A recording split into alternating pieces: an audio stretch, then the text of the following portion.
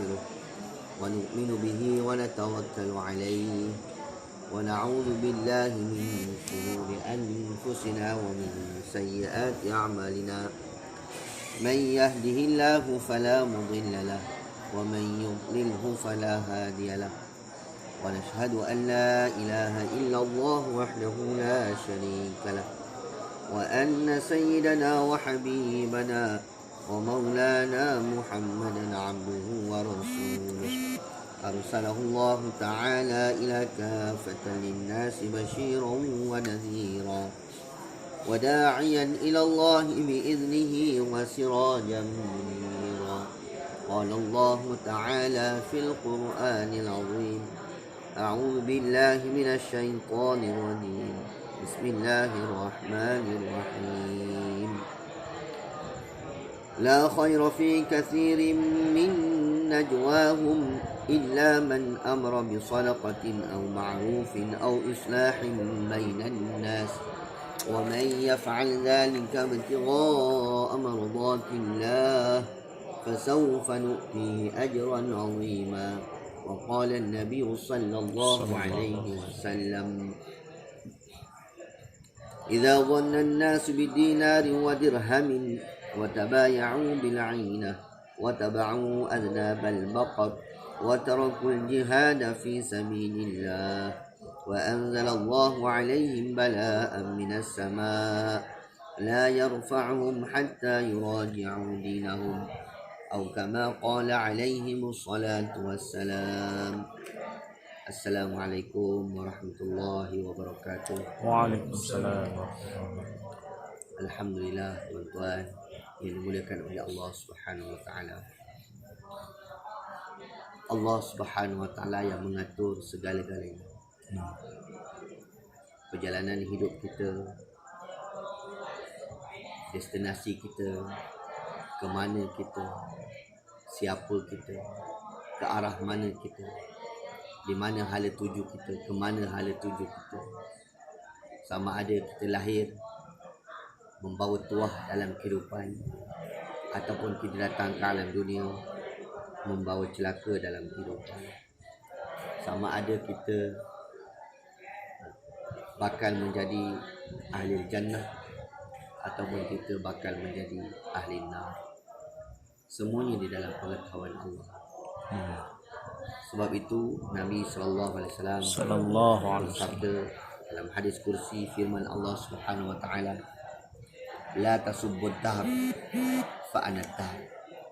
Jangan kamu mencerca masa, sesungguhnya akulah yang mengatur masa.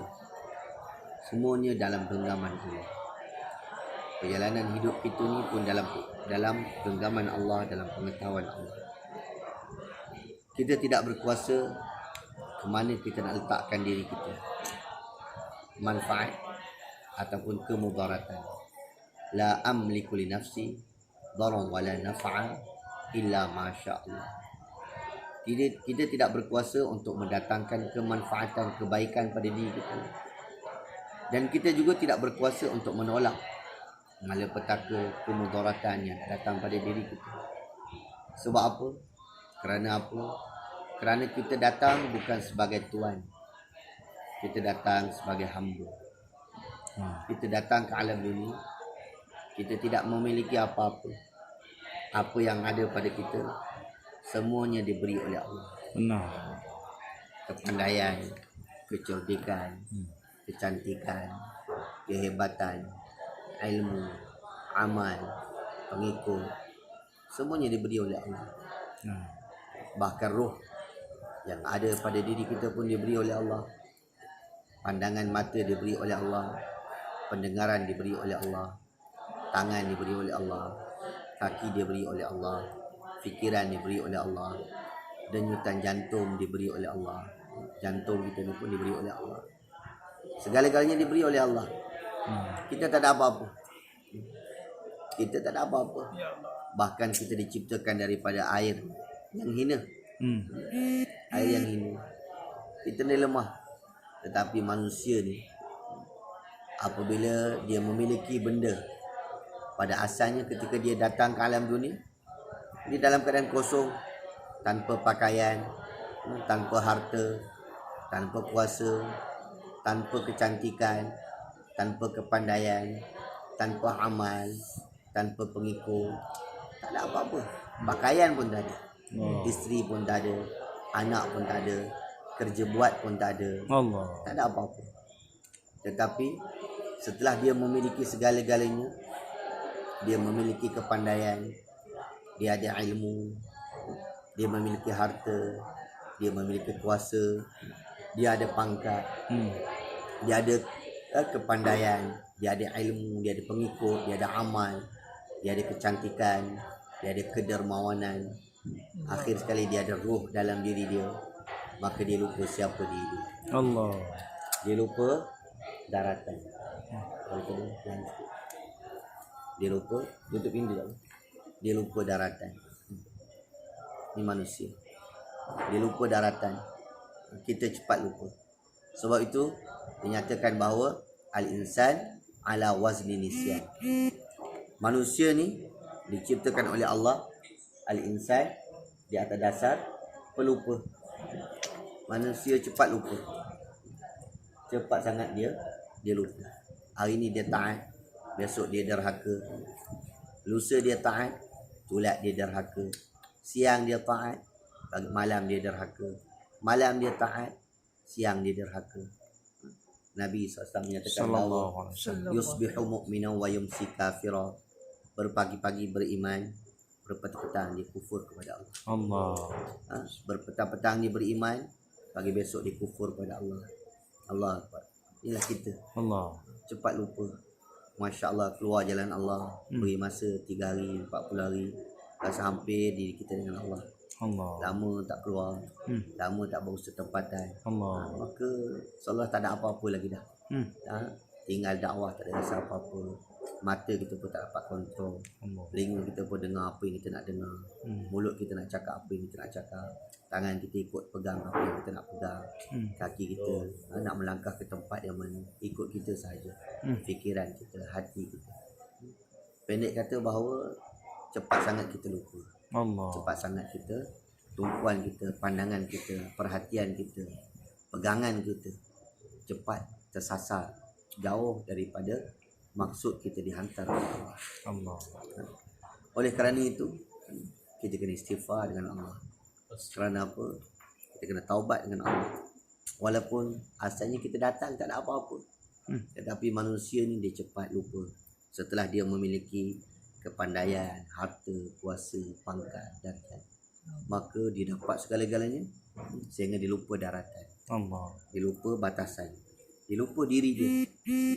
Dia lupa diri dia.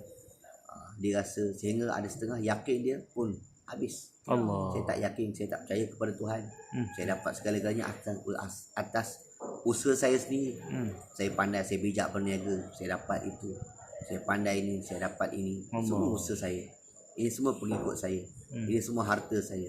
Ini semua pencarian saya. Saya dapat pangkat itu, pangkat ini, semuanya daripada kebolehan yang saya miliki. Saya ada harta, saya ada anak, saya ada isteri. Semua dia kata dia punya. Bahkan roh yang ada pada dia pun dia rasa dia punya. Astagfirullah. Sehingga manusia lupa daratan. Tetapi apabila di saat malaikat maut menjelma di hadapan mata dia, pada saat itulah barulah dia tahu bahawa apa yang dia usahakan, apa yang dia cari, apa yang dia bina, semuanya tak ada apa-apa, tak ada kaitan sedikit pun dengan dia. Tak ada kaitan sedikit pun.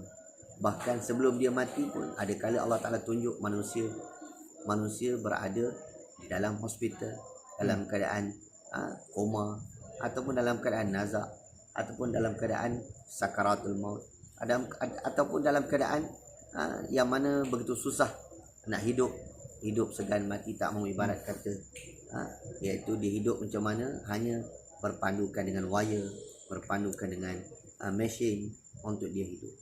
Pada saat itu dia tahu, walaupun dia harta banyak, tapi harta tak boleh menolong dia. Walaupun dia ada pangkat yang tinggi tadi tak boleh menolong dia. Walaupun dia ada kuasa tak boleh menolong dia. Walaupun dia ada anak tak boleh tolong dia. Walaupun dia ada isteri tak boleh tolong dia. Walaupun dia memiliki segala-galanya, dia memiliki harta nak makan sedap. Pada saat ini makanan semua tak boleh masuk lagi Allah. dah. Minuman pun tak boleh masuk lagi dah. Allah. Sebelum dia mati pun Allah Ta'ala nak gambarkan kepada kita bahawa benda yang dia usahakan belum tentu memberi jaminan kepada dia. Sebab itu kita kena taubat dengan Allah. Semua orang kena taubat dengan Allah. Kita setiap langkah detik kehidupan kita, adakah kita jauh dengan Allah atau kita hampir dengan Allah? Kita kena tengok setiap langkah kehidupan kita, ke mana kita, ke arah mana kita, kenapa kita jauh dengan Allah. Padahal kita bertemu dengan Allah, kita akan berjumpa dengan Allah pada bila-bila masa. Di kubur kita memerlukan Allah, di sakratul maut kita memerlukan Allah, di mahsyar nanti kita perlukan Allah, di mizan kita perlukan Allah, di sirat kita memerlukan Allah. Ketika kita nak baca buku catatan amalan kita pun kita perlu pertolongan daripada Allah. Kita nak melintasi titian sirat kita memerlukan Allah. Semua kita perlukan Allah, tetapi kita jauh diri kita daripada Allah. Kita jauh diri kita daripada pencipta kita. Padahal Allah Ta'ala jemput kita, Allah Ta'ala panggil kita. Allah Ta'ala bagi tahu fafiru ilallah. Kamu larilah kepada Allah, datanglah kepada Allah, kembalilah kepada Allah. Datang kepada aku, kamu datang kepada aku sejengkal, aku datang kepada kamu sedepa. Kamu datang kepada aku sedepa, aku datang kepada kamu sehasta. Kamu datang kepada aku dengan berjalan, aku datang kepada kamu dengan berlari. Pendek kata rahmat Allah begitu cepat datang kepada kita, begitu hampir dengan kita, begitu dekat dengan kita. Sebab itu kita kena hampir diri kita dengan Allah. Hampirkan diri kita dengan Allah dengan cara bagaimana? Untuk banyakkan dakwah kepada manusia. Dakwah manusia kepada Allah, hubungkan manusia dengan Allah. Bagi tahu, cakap. Hari ini kita banyak cakap dunia. Hari ini semua orang cakap hal apa yang masalah yang berlaku. Semua orang cakap tentang COVID, kebesaran COVID semua masuk dalam hati. Padahal kuman tu tak nampak pun. Siapa yang mendatangkan bahaya? Allah. Siapa yang beri sihat kita sihat? Allah. Siapa yang datangkan sakit? Allah. Semuanya Allah. Tapi seolah-olah kita dapat satu benda yang besar. Memang Allah Ta'ala berkuasa untuk menyembuhkan, Allah Ta'ala berkuasa untuk menyihatkan, Allah Ta'ala berkuasa untuk mematikan, Allah Ta'ala berkuasa menghidupkan. Semua ini kita kena cakap lagi dan lagi. Hari ini manusia seolah terperangkap, tak boleh buat apa lagi dah. Bila datang ujian sebegini, maka semua takut. Semua takut. Padahal yang datangkan kita siapa? Allah. Yang menyembuhkan kita? Allah. Yang beri kita sihat? Allah. Yang beri kita sakit? Allah. Yang beri kita hidup? Allah. Yang beri kita mati? Allah. Di mana yakin kita? Sebab itu kita kena banyakkan dakwah. Kita kena banyakkan dakwah. Dakwah manusia kepada Allah. Kita kena banyakkan bina diri kita, hubungkan diri kita dengan Allah. Allah. Kita datang dalam keadaan yang kosong.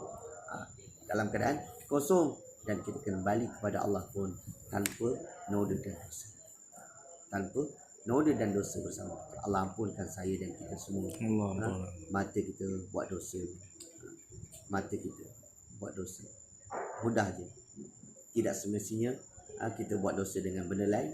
Mata kita pun jeling orang dengan nada perli, ataupun kita memperlekehkan orang. Isyarat mulut kita jelingan begitu jebih kepada orang.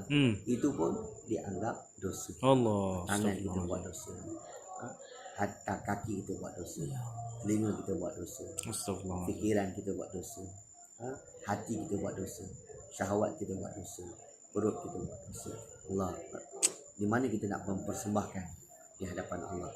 Sekiranya kita bawa amalan kita dipenuhi dengan noda dan dosa, di mana akan ditempatkan kita?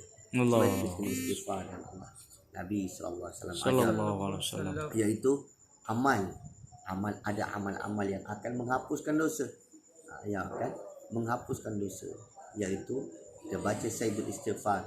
Allahumma anta rabbi la ilaha illa anta khalaqtani wa ana 'abduk wa ana 'ala ahdik wa wa'dika mastata'tu wa a'udzu bika min syarri ma sana'tu abu'u laka bi ni'matika 'alayya wa abu'u bi dhanbi faghfir li fa innahu la yaghfiru dzunuba illa anta.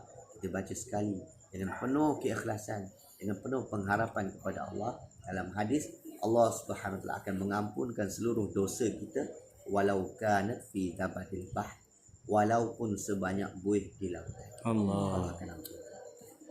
Maha kasihnya Allah, rahimnya Allah.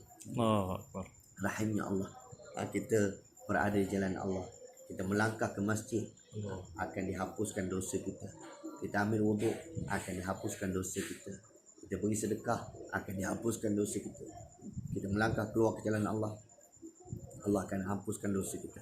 Pendek kata, iaitu dosa kita akan terhapus dengan amal-amal yang baik. Setiap air mata yang kita alirkan kerana takutkan Allah akan memadamkan api neraka. Allah Akbar. Hari ini sebab itu kata Allah Ta'ala berfirman, falyadhaku qalila walyabku katsira. Hendaklah kamu sedikit ketawa, banyak menangis. Di dunia ni kita kena sedikit ketawa, banyak menangis. Kata ulama, kata hukama, barang siapa yang banyak ketawa di dunia, nescaya dia akan banyak menangis di hari akhirat. Barang siapa yang banyak menangis di dunia, nescaya dia akan ketawa di hari akhirat. Jadi kita boleh cek amal masing-masing, iman masing-masing, hubungan kita dengan Allah bagaimana, hubungan kita dengan Nabi sallallahu alaihi wasallam, yang mana kita memerlukan syafaat baginda di kubur, kita memerlukan syafaat baginda di mahsyar, kita memerlukan syafaat baginda di sirat, kita memerlukan baginda Ya Allah. tetapi bagaimana hubungan kita dengan sunnah Nabi sallallahu alaihi wasallam? Adakah kita sayang sunnah Nabi? Adakah kita kasih sunnah Nabi? Adakah kita cinta pada sunnah Nabi? Ataupun hanya kita berlakon je dengan sunnah Nabi SAW? Sebab itu kita kena datang pada penghayatan kasih, cinta, betul-betul sayang dengan sunnah Nabi sallallahu alaihi wasallam. Setiap sunnah kita sayang, setiap sunnah kita cinta. Macam mana lama orang kekasih kita lama tak jumpa, bagaimana kita sayang dia, kita peluk dia, kita cium dia, begitulah juga dengan sunnah Nabi sallallahu. Kita kena sayang sunnah Nabi. Sunnah yang paling besar tuan-tuan, sunnah yang paling besar. Semua Nabi-Nabi melaksanakan sunnah. Itulah dia sunnatul anbiya dipanggil. Sunnah para Nabi, ummul a'mal, ibu segala amal. Apa dia? Itulah yang tuan-tuan sedang buat. Apa dia? Iaitu keluar ke jalan Allah Subhanahu. Allah. Dakwah ilallah. Dakwah ilallah ni sunnah semua para Nabi. Allah. Semua Nabi-Nabi. Walikulli qaumin hadin. Bagi setiap kaum ada Nabi dihantar. Bahkan Allah Ta'ala beri tanbih, peringatan kepada Nabi. Ya ayuhar rusul, baligh. Wahai Rasul, adalah kamu sampaikan ma unzila ilaika min rabbik. Apa yang Allah Ta'ala turunkan kepada kamu. Ayat-ayat firman Allah, wahyu yang diturunkan oleh Allah kepada kamu. Baligh, kamu kena sampaikan, kamu kena buat dakwah. Wa illam taf'al, kalau kamu tidak melaksanakannya, fama ballaghta risalata. Sesungguhnya kamu tidak menyampaikan risalah Allah kepada umat. Maksudnya kamu khianat. Kalau Nabi tak buat dakwah, bermakna Nabi tadi khianat. Allah beri ancaman kepada Nabi. Allah beri peringatan kepada Nabi. Berarti sebab itu Nabi SAW buat dakwah sungguh-sungguh. Tak kira siang, malam, tak kira pagi, petang.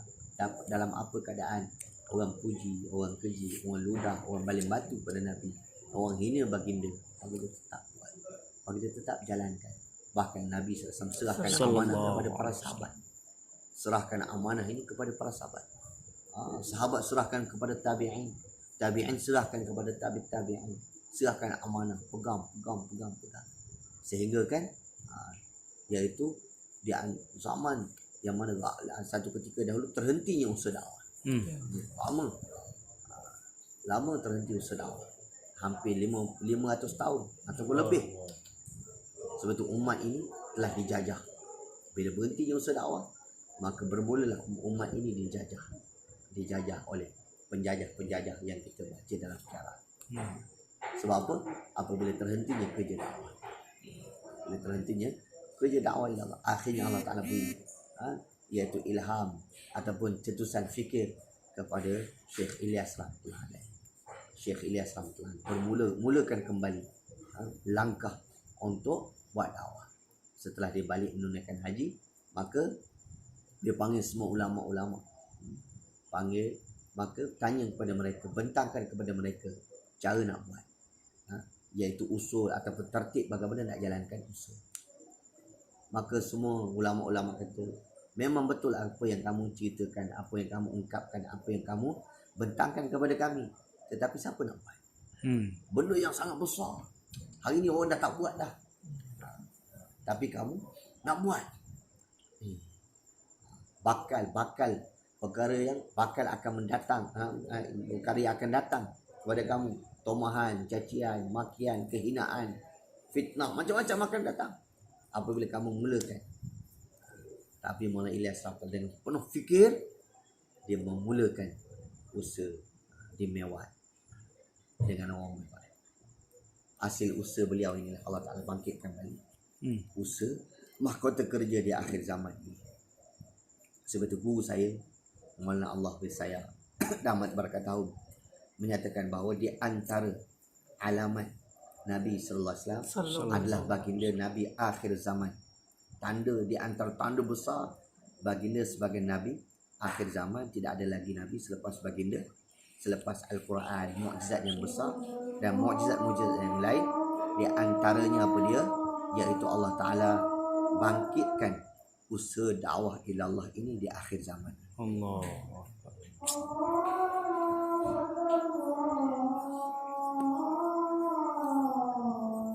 Cara alamat yang besar kenabian baginda Sallallahu alaihi wasallam. Allah Subhanahu Wa Taala bangkitkan usaha dakwah ini. Jadi kalau kita lihat keadaan umat hari ini, manusia keseluruhan, kita lihat 7,5 bilion manusia yang ada di atas permukaan alam. Yang beriman dengan Allah 1,5 bilion. 1,5 bilion tu pun kita tengok balik, yang akidah dia betul, pegangan dia betul, berapa orang? Yang jaga semayang berapa orang? Yang semayang setahun sekali hari raya berapa orang? Yang semayang Jumaat saja berapa orang? Yang semayang 2 waktu dalam satu hari berapa orang? Yang semayang 5 waktu berapa orang? Yang semayang bersendirian berapa orang? Yang semayang berjemaah berapa orang? Sedikit. Kaum wanita pula, berapa orang kaum wanita yang jaga amal dia, yang taat kepada Allah, taat kepada Rasul, taat kepada suami, yang jaga aurat dia? Berapa orang kaum wanita? Sedikit demi sikit, bukan ramai jumlahnya yang taat betul-betul. Hanya ada yang macam kaum lelaki juga, yang semayang, yang tak semayang, yang jaga aurat, yang tak jaga aurat, yang tak cakap dengan kaum lelaki, yang jaga aurat dia, yang ada bebas boleh bercakap dengan semua orang, macam-macam. Jadi ini semua sedikit demi sedikit. Kita lihat seluruh dunia hari ini manusia menjalani kehidupan seolah-olah tiada lagi pedoman. Seumpama orang mabuk masing-masing tak ada arah, tak ada tujuan, tak ada pedoman, tak ada pegangan dalam kehidupan. Habis caca marbuah tu. Ketenangan dalam kehidupan tidak ada. Dengan kata berumah tangga, Masya Allah, kekasih berumah tangga, mereka membina mahligai mereka. Tetapi suami pergi ke overseas, dia panggil orang lain datang rumah, panggil budak you datang rumah. Di mana keberkatan dalam kehidupan? Di mana sebenarnya? Ini manusia, Masya Allah, caca merebah habis. Tidak ada pedoman dalam kehidupan, tidak ada ketenangan dalam kehidupan, tidak ada panduan dalam kehidupan. Dan ada setengah tu tengah mencari-cari, teraba-raba. Dia rasakan inilah dia ketenangan dalam kehidupan. Dia pun ikut rupanya bukan betul. Yang salah. Ikut rupanya dia ingatkan dia rasakan yang betul. Bahkan dia buat segala-galanya, dia beri segala-galanya, dia mencurahkan seluruh jiwa raga dia untuk dia, untuknya. Tetapi di hari akhirat, wa qala alladziina tabauuna alladziina tabi'u wara'ul 'adzab, orang yang mengikut bagi tahu kepada ketua dia, pengikut bagi tahu kepada ketua, lau anna lana karratan, kenapa kamu lari daripada kami? Engkau kan leader kami dulu. Engkau suruh kami buat apa semua kami buat. Engkau suruh kami gini semua kami buat. Tapi pada hari ini kenapa kamu lari daripada aku? Kenapa kamu lari daripada kami? Fana tabarra'a minhum kama tabarra'u minna. Kalau kamu tahulah pada hari kiamat ni dah di hadapan kita dah ditunjukkan azab, kamu lari daripada kami, Ibarat kata taubat lahum, kami tak akan ikut kau. Allah. Fana tabarra'a minhum kama tabarra'u minna. Mampu kerah aku tak ikut kau. Ibarat. Tak akan ikut. Engkau punya tak selamat. Allah. Ingatkan engkau tu selamat. Engkau tak selamat, kami pun tak selamat. Allah. Sebab apa? Ikut engkau.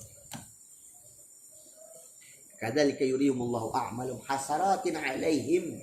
Demikianlah Allah Ta'ala perdedahkan di hadapan mereka amalan-amalan mereka, perbuatan, iaitu apa yang mereka buat, apa pengorbanan yang mereka buat adalah kerugian bagi mereka. Sesat. Macam-macam ini kita lihat.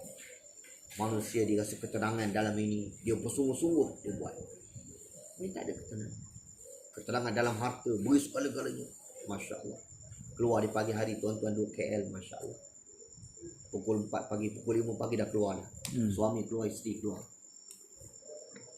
Kalau kita lihat, betul-betul macam burung keluar. Balik petang. Balik petang, mandi-manda, dekat nak maghrib, isteri kata abang pergi shopping. Pukul 10 malam mau balik. Balik tidur. Besok lagi. Di manakah kehidupan? Bila masa untuk buat amal? Bila masa untuk buat persediaan akhirat? Allah Ta'ala itu jelas. Ada setengah orang dah balik letih lagi, cocok sate lagi sampai pukul 2 pagi. Allah. Kerana apa tak cukup? Siang malam usaha untuk pulun dunia. Tapi walaysa kullu ma yuridu an yudraku. Bukan semestinya apa yang kamu usahakan itu kamu akan dapat. Allah. Usaha siang malam tapi tak dapat. Ada orang nak kaya, tak kaya-kaya. Ada orang nak harta, tak dapat pun harta. Ada orang cari emas, gali. Last kali tertimbun dengan lombong emas. Ada orang usaha nak dapat pangkat yang tinggi, usaha siang malam. Di saat tuan-tuan, di saat manusia teraba-raba mencari-cari, Allah Ta'ala telah temukan kita. Allah Ta'ala telah ambil kita. Allah Ta'ala telah pilih kita. Allah Ta'ala beri kepada kita mahkota kerja yang pernah dilakukan, yang pernah diberikan kepada kekasihnya Allah. Nabi besar Muhammad Sallallahu alaihi wasallam. Inilah dia usaha Allah. Inilah dia usaha Nabi. Inilah dia mahkota Ya kerja. Allah. Inilah dia mahkota kerja. Inilah dia kemuncak hadiah yang Allah kurniakan, Allah beri kepada kita semua. Dalam dunia ni tak ada lagi dah Ya Allah. yang lebih hebat daripada hadiah yang Allah beri kepada tuan-tuan. Tak usah nak cari. Tak usah nak cari. Tak ada. Inilah dia mahkota kerja. Kenapa Allah beri pada saya? Kenapa Allah beri kepada kita semua? Mungkin Allah Ta'ala lihat dalam hati kecil kita tu ada benda yang berharga. Mungkin ada amal yang sedikit yang kita buat yang menyebabkan Allah Ta'ala sayang kita. Allah. Mungkin pernah kita terdoa di hadapan Allah. Mungkin pernah orang lain doa untuk kita. Mungkin pernah tok nenek moyang kita dulu doa untuk kita. Mungkin pernah orang-orang yang saleh doa untuk kita. Mungkin pernah ulama-ulama tersebut. Jadi Allah Ta'ala beri, makbulkan doa-doa mereka itu. Allah Ta'ala pilih kita untuk bersama dalam menjalankan usaha Nabi sallallahu alaihi wasallam. Tanda Allah Ta'ala sayang kita. Allah Ta'ala kasih kita. Kita lihat hari ini manusia tak tahu ke mana-mana. Pusing sana, pusing sini, pergi. Tak tentu arah kehidupan mereka. Allah Ta'ala sayang. Allah Ta'ala beri kita mahkota kerja. Sebab itu tuan-tuan, kerja ni dia dalam. Dia kam dia herapi hai और नाजुक भी है. Allah. Usaha dakwah ni dalam dan halus. Dalam. Kita korek lagi, gali lagi, Masya Allah. Gali kali ni dapat sikit ni. Gali lagi dapat. Gali lagi, Masya Allah. Dia ada mutiara. Dia adalah mutiara.